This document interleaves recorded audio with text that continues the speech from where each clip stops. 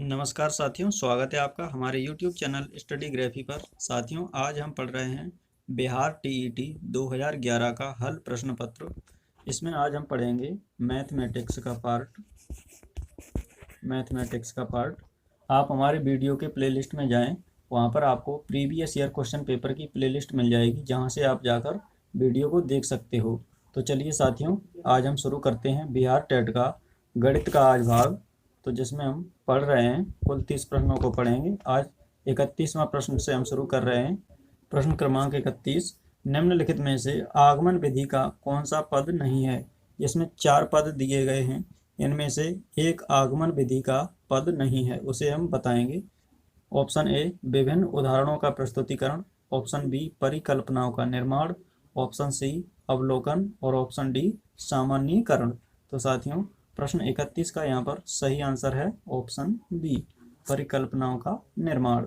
अगला प्रश्न पढ़ते हैं। अगला प्रश्न है 32वां, आगमन विधि किस शिक्षण सूत्र पर आधारित है।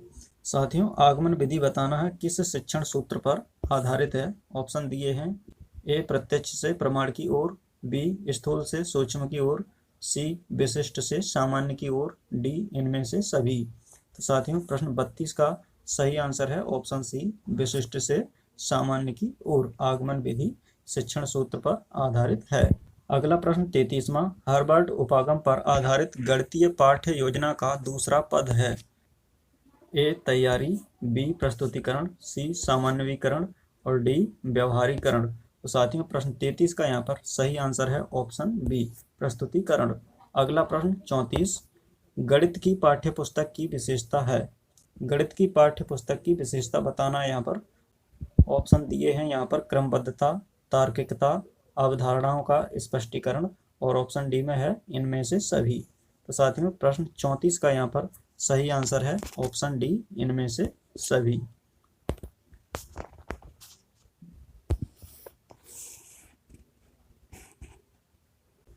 अगला प्रश्न 35, विभिन्न आकार के वृत्तों को देखकर छात्र निष्कर्ष निकालता है।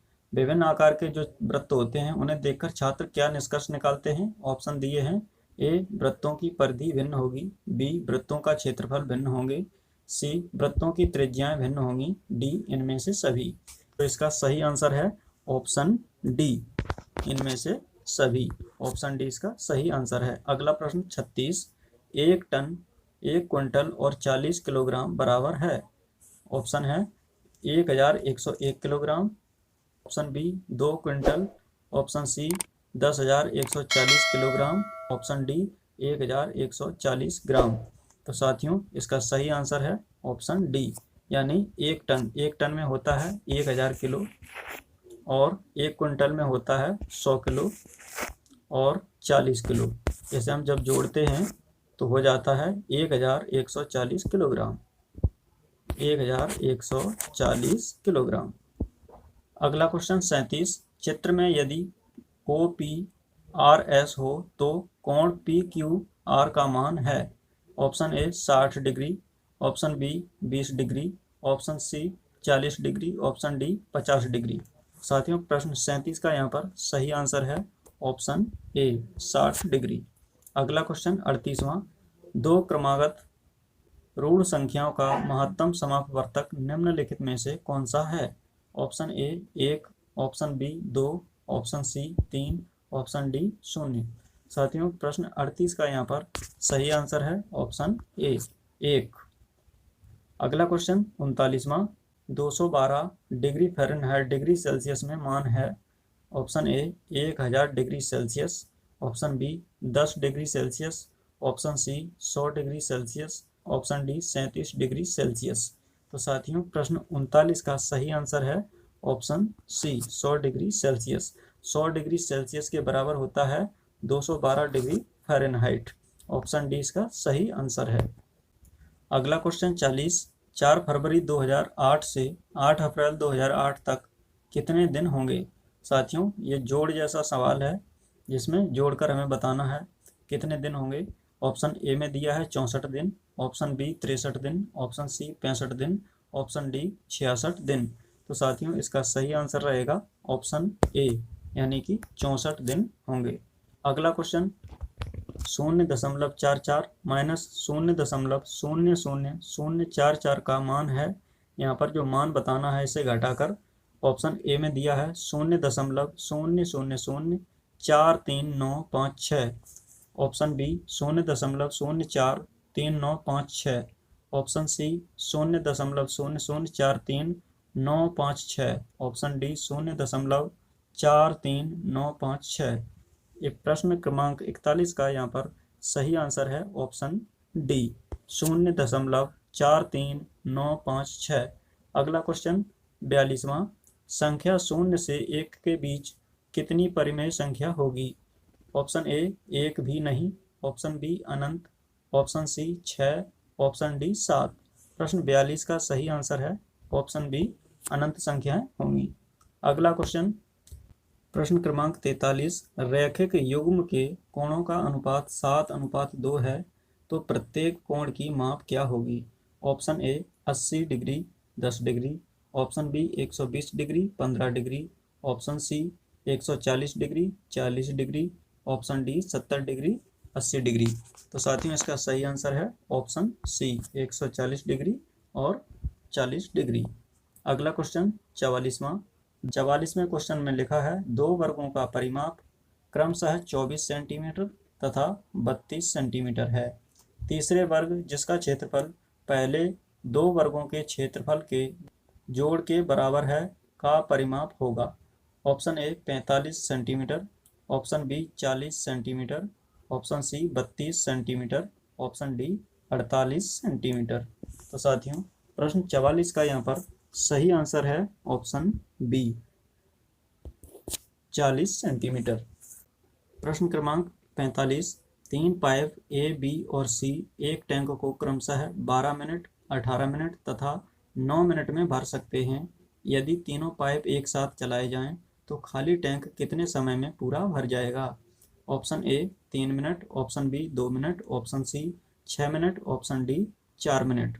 तो प्रश्न क्रमांक 45 का सही आंसर है option A 3 minute.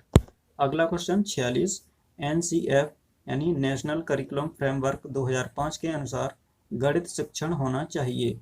Option A बाल केंद्रित, ऑप्शन बी शिक्षक केंद्रित, ऑप्शन सी कक्षा कक्ष केंद्रित, ऑप्शन डी पाठ्य पुस्तक केंद्रित।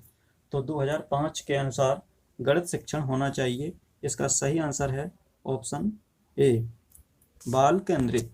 बाल केंद्रित होना चाहिए गणित का शिक्षण। यदि आपने अभी तक हमारे चैनल को सब्सक्राइब नहीं किया है तो सब्सक्राइब जरूर कर देना, जिससे आपको आने वाले समय में नया वीडियो प्राप्त होता रहे। अगला प्रश्न 47, गणित शिक्षण में शिक्षण अधिगम सामग्री उपयोगी है। ऑप्शन ए अवधारणाओं के स्पष्टीकरण में, ऑप्शन बी गणित को रोचक बनाने में, ऑप्शन सी स्थिर ज्ञान के लिए, ऑप्शन डी इनमें से सभी। प्रश्न 47 का सही आंसर है ऑप्शन डी इनमें से सभी। अगला प्रश्न 48, विभाजन, तुलना, आलोचना इत्यादि क्रियाएं भौतिक उद्देश्यों के ज्ञानात्मक पक्ष के कौन से स्तर से संबंधित है? ऑप्शन ए मूल्यांकन, ऑप्शन बी विश्लेषण, ऑप्शन सी संश्लेषण, ऑप्शन डी प्रयोग। तो साथियों प्रश्न 48 का यहाँ पर सही आंसर है ऑप्शन बी विश्लेषण। विभाजन, तुलना, आलोचना आदि इत्यादि क्रियाएं भौतिक उद्देश्यों के ज्ञानात्मक पक्ष से संबंधित होती हैं। अगला प्रश्न 49, अभिक्रमित अधिगम के कितने आधारभूत सिद्धांत हैं? Option A 3, option B 4, option C 5, option D 6। तो इसका सही आंसर है ऑप्शन सी यानी कि 5। 5 अभिक्रमित अधिगम के आधारभूत सिद्धांत होते हैं। अगला प्रश्न 50, गणित शिक्षण में नवाचार संबंधित है। ऑप्शन ए गणित शिक्षण में नवीन प्रयोग से, ऑप्शन बी गणित के अध्यापक की योग्यता बढ़ाने से, ऑप्शन सी गणित की पाठ्य पुस्तक से, ऑप्शन डी गणित के पाठ्यक्रम से। तो प्रश्न 50 का सही आंसर है ऑप्शन ए गणित शिक्षण में नवीन प्रयोगों से। अगला प्रश्न 51, गणितीय पहेलियां गणित शिक्षण के कौन से मूल्य का उदाहरण हैं? ऑप्शन ए मनोवैज्ञानिक मूल्य, ऑप्शन बी नैतिक मूल्य, ऑप्शन सी सामाजिक मूल्य, ऑप्शन डी कलात्मक मूल्य। तो प्रश्न 51 का यहाँ पर सही आंसर है ऑप्शन ए मनोवैज्ञानिक मूल्य। मनोवैज्ञानिक मूल्यों से गणितीय पहेलियां गणित शिक्षण के मूल्य का उदाहरण हैं। अगला प्रश्न 52, गणित शिक्षण का प्रमुख लक्ष्य है। यहाँ पर गणित शिक्षण का प्रमुख लक्ष्य बताना है, क्या होता है। ऑप्शन दिए हैं, ए तार्किक ढंग से सोचने की क्षमता का विकास करना। ऑप्शन बी में है सवाल हल करने की क्षमता का विकास करना। ऑप्शन सी औपचारिक एवं यांत्रिक प्रक्रियाओं का ज्ञान। ऑप्शन डी सूत्र याद करने की क्षमता का विकास। प्रश्न 52 का यहाँ पर सही आंसर है ऑप्शन ए, तार्किक ढंग से सोचने की क्षमता का विकास करना। अगला प्रश्न 53, गणित का प्रश्न, सीखते समय हम कई तथ्यों से सुखद एवं दुखद भाव से जुड़े होते हैं। यह कथन शैक्षिक उद्देश्य के किस पक्ष से संबंधित है। ऑप्शन ए भावनात्मक, ऑप्शन बी क्रियात्मक, ऑप्शन सी ज्ञानात्मक, ऑप्शन डी इनमें से सभी। तो साथियों प्रश्न 53 का यहाँ पर सही आंसर है इनमें से सभी, यानी कि भावनात्मक, क्रियात्मक और ज्ञानात्मक, यह तीनों ही से संबंधित है। अगला प्रश्न 54, परियोजना विधि के पद क्रमशः हैं। पहला योजना, दूसरा परिस्थिति प्रदान करना, तीसरा मूल्यांकन, चौथा कार्यान्वित करना, पांचवा रिकॉर्ड करना, छठवां चयन और उद्देश्य। ऑप्शन दिए हैं, ऑप्शन ए में है 2, 6, 1, 4, 3, 5। ऑप्शन बी में है 3, 1, 5, 4, 6, 2। ऑप्शन सी में है 3, 2, 1, 6, 5, 4। ऑप्शन डी में है 2, 3, 6, 5, 4, 1। तो इसका यहाँ पर सही आंसर है ऑप्शन ए, 2, 6, 1, 4, 3, 5, यानी कि 2, 6, 1, 4, 3 और 5। अगला प्रश्न 55, गणित को पाठ्यक्रम में रखने का क्या कारण है। गणित को हम पाठ्यक्रम में क्यों रखते हैं, इसका क्या कारण है, ये बताना है इस प्रश्न में। ऑप्शन दिए हैं, ऑप्शन ए सभी विज्ञानों का आधार है, ऑप्शन बी सटीक विज्ञान, ऑप्शन डी तार्किक अभिरुचियों का विकास और ऑप्शन डी इनमें से सभी। तो साथियों प्रश्न 55 का सही आंसर है ऑप्शन सी, तार्किक अभिरुचियों का विकास। अगला प्रश्न 56, 15 व्यक्ति प्रतिदिन 8 घंटे कार्य करके किसी कार्य को 21 दिन में पूरा करते हैं। उसी कार्य को 14 व्यक्तियों को पूरा करने में कितना समय लगेगा यदि वे प्रतिदिन 6 घंटे कार्य करते हैं। तो साथियों इसका सही आंसर है ऑप्शन डी 30 दिन, इसमें कुल 30 दिन लगेंगे। ऑप्शन डी इसका सही आंसर है। अगला प्रश्न 57, एक ट्रेन को 40 किलोमीटर प्रति घंटा की गति से किसी दूरी को तय करने में 50 मिनट का समय लगता है। उसी दूरी को 40 मिनट में तय करने के लिए ट्रेन की गति प्रति घंटा क्या होगी। Option A 50 kilometre, option B 55 kilometre, option C 60 kilometre और ऑप्शन डी 70 किलोमीटर। तो इसकी सही गति होगी ऑप्शन ए, यानी कि 50 किलोमीटर। इसका सही आंसर है 50 किलोमीटर। अगला प्रश्न 58, एक अर्धवृत्त का परिमाप 54 सेंटीमीटर है, तो पूर्ण वृत्त का क्षेत्रफल क्या होगा।